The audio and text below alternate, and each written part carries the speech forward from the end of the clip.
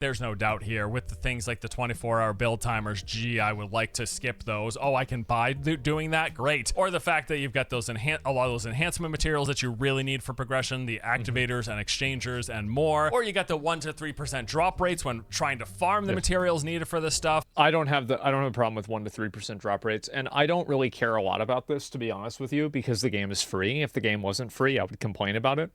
But overall, I don't really think it's that bad. But it's not good either.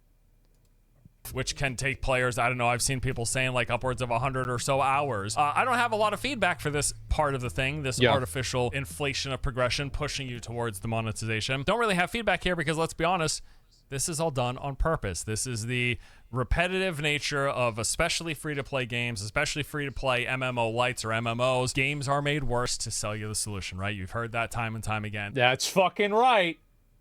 They shit on you, so you buy an umbrella.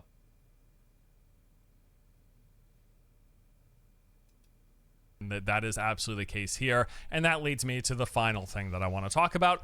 Monetization. Now, I'm not going to run through all of the numbers. Plenty of people have already done that. Let me just put it this way. It's like they took inspiration from Warframe. You hear people saying, it's just like Warframe, it's just like Warframe. No. It's like they took the inspiration from Warframe in terms of how they're monetizing the different aspects of the customization progression. Like, yes, there's Which, to be fair, everything that I've heard about fans of Warframe is that the monetization in that game is problematic in some cases, but it is generally accepted. There are a lot of similarities, direct parallels you can draw between Warframe and the First Descendant. But it's like they said, okay, we'll take that baseline. How can we make this worse while simultaneously making more money? Making more money. There it is. That right there pretty much covers exactly how they've monetized this game. Here's some examples, right? Buying Descendants requires you purchasing 2 bundles of premium currency because the Descendants cost slightly more than what a single bundle of premium currency gives you. This is a tried and true. Has this ever happened before? Really? No way.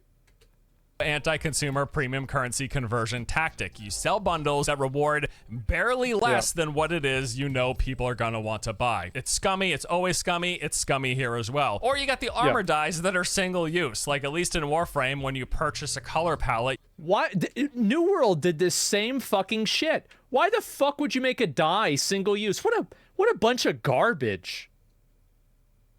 You can use it as much as you like, however many frames you're trying to customize, whatever parts of it you want to customize. But in this game, you buy one dye, you customize one part, the dye is gone. So you lost it. stupid. The paint can ran out just like that. Then there's just the fact that aspects of the grind itself put even Warframe to shame, at least for certain things. And I think the big one that a lot of people you've seen pointing out is the fact that ultimate characters require you to farm missions with 3% drop reward chances for the part that you want in order for you to even be able to make that ultimate character. If you're not familiar...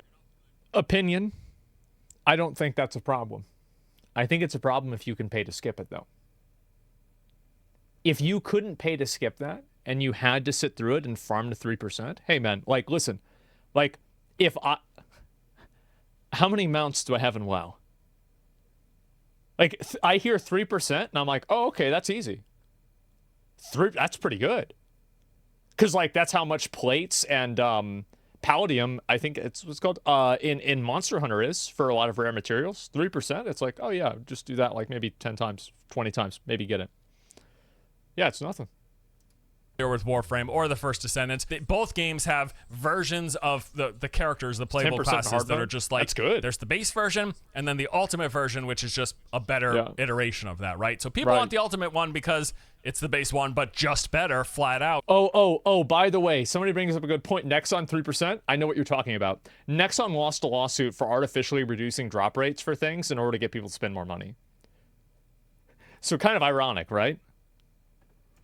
If you're trying to farm that for free, you're looking at repeating missions over and over again with as low as a 3% drop rate. Do you that's recommend very the game? low. Let me just tell you, that's very low. Or there's the doubling your mod capacity, and this is one of the biggest sources of power in both games, in Warframe and in the First Descendant. However, in First Descendant, the equivalent of the Warframe version, it's 20 times more expensive.